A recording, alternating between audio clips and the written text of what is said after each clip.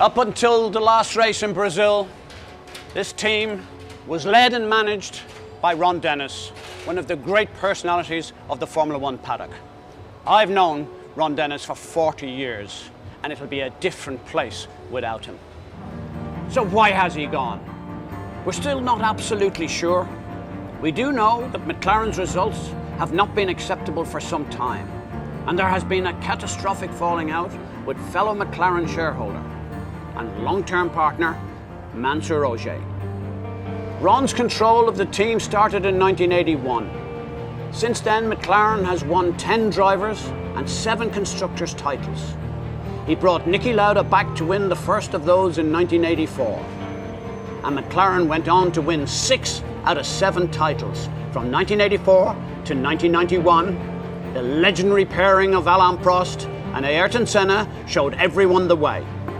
Let's not forget his success with Mika Hakkinen, and he also brought Lewis Hamilton to the team.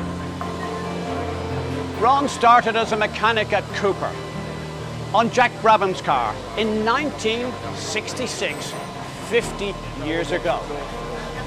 He started a Formula 2 team, Project 4, with the backing of Philip Morris. With the lack of success of their Formula 1 team, the cigarette giant engineered a takeover. Ron Dennis ended up in charge. Ron is something of an enigma. On one hand, a kind and compassionate man with a track record of charitable work, and on the other, a ruthless businessman who would never take no for an answer. However, results since McLaren's last title in 2008 with Lewis Hamilton have been dreadful, and last season was the worst in their illustrious history. 9th place, only ahead of Manor and Sauber. Once the McLaren shareholders, Ron's former partners and friends, decided his fate, it might well have been better and more fitting for him to announce he was leaving the sport that had given him so much and go with dignity and pomp. Sadly, he has chosen to fight the inevitable. He has already lost in the High Court, and it now seems certain that his reign will come to an end ignominiously and without celebration. He might well have to be dragged, kicking and screaming, from the building. With Zak Brown in charge, McLaren can now start the process of rebuilding in the post-Ron era. They will do well to remember the great things that Ron brought to the team, but to dismiss the obsession and the blinkered thinking that brought the team to its knees. So Zak, last time we spoke in Budapest, you were the CEO of CSM, and now you're sitting here with McLaren shirt on. You're an executive director of one of the most successful teams in Formula One. How did that happen? I'm not sure, but I'm happy it did. It's unbelievable to have joined McLaren Honda. It's just an awesome team. You know, you've won many races with them.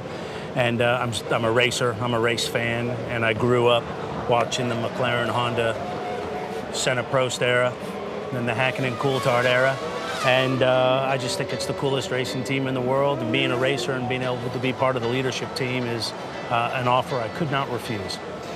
You've actually been on the sidelines, I guess, through your previous company, supplying McLaren with funding, not directly, but indirectly through your company, GMI, with a large amount of sponsorship over the years. So, you know, could you put a figure on that? How many tens of millions you've pumped in via Johnny Walker? Hundreds of millions, yeah. Hundreds of millions. You know, McLaren's the team I've been closest to in my own personal journey in Formula One. My first relationship started with them, actually with Hilton and Johnny Walker, which are both still with the team today, which shows you the type of team McLaren is, you know, with their partners. And Ron had always left the door open for me to come join McLaren. I was under contract with my company, and that was coming to an end, and I let him know, and we ultimately accelerated conversations, and here I am now, and I've got Ron and crew to think about. You know, Ron Dennis steps down or is forcibly pushed to the side due to fallout with the other shareholders, and then you get announced as joining the team, and it made it sort of look like it was you know, a pre-plan, not involving Ron. But you're saying that, you know, this was always a conversation that Ron was very involved in me coming to join the team, and it is a coincidence of timing, and that's a shareholder issue that they're all working through. But Ron told me yesterday it was a great thing that I've joined the team. I've talked to him before, since, and he helped bring me along on the journey. So I'm thrilled.